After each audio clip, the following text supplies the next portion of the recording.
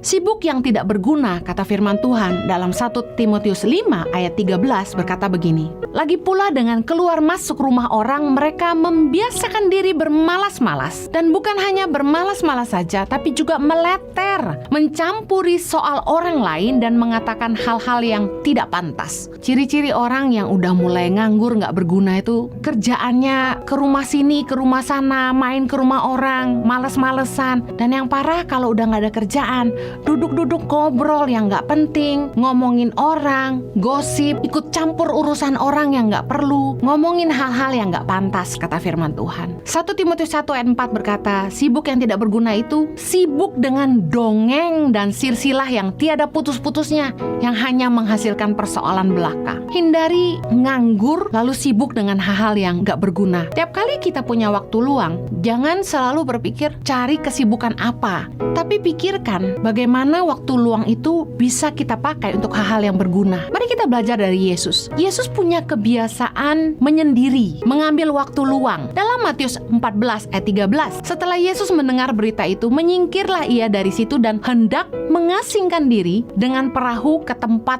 yang sunyi. Yesus itu di banyak ayat dalam Perjanjian Baru diceritakan seringkali menyingkir, mengambil waktu ke tempat yang sunyi, menyendiri, suka mengambil waktu sendirian, menciptakan peluang untuk sendiri, berada di tempat yang sunyi, menarik diri dari keramaian, mengajarkan kita bahwa waktu me time itu penting. Apa yang Yesus lakukan dalam kesendiriannya? Bagaimana Yesus memanfaatkan waktu luang? Yang pertama, Yesus memakai waktu luang untuk berdoa. Markus 1 ayat 35 dikatakan, pagi-pagi benar, waktu hari masih gelap, ia bangun dan pergi keluar. Ia pergi ke tempat yang sunyi dan berdoa di sana. Di tengah hiruk pikuk, kita harus belajar untuk punya waktu sendiri, sekedar bercakap-cakap sama Tuhan, merenungkan firman Tuhan. Karena gaduh seringkali membuat kita jadi jauh. Saya termasuk orang yang gak suka keramaian, kurang suka kegaduhan, kurang suka pesta. Jadi selalu menarik diri dari tengah-tengah keramaian, dan ketika saya berada di tempat yang ramai, di sebuah pesta, saya seringkali menarik diri ke sudut dan duduk sendiri. Ketika saya baca firman Tuhan ini dan saya melihat Yesus punya kecenderungan yang sama, bahwa dia selalu mengambil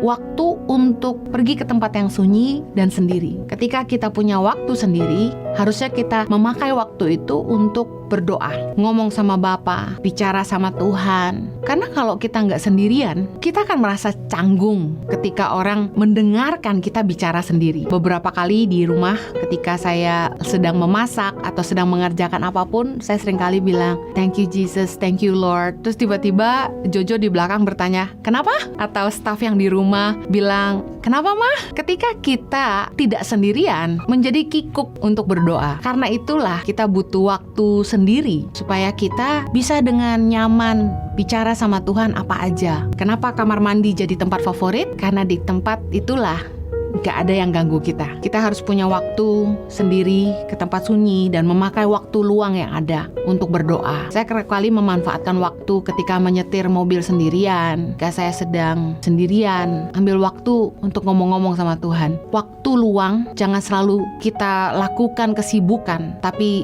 mari cari wajah Tuhan. Karena belajar dari Maria, mendengarkan apa yang Tuhan mau katakan jauh lebih penting dari semua pelayanan yang kita pikir kita lakukan untuk Tuhan.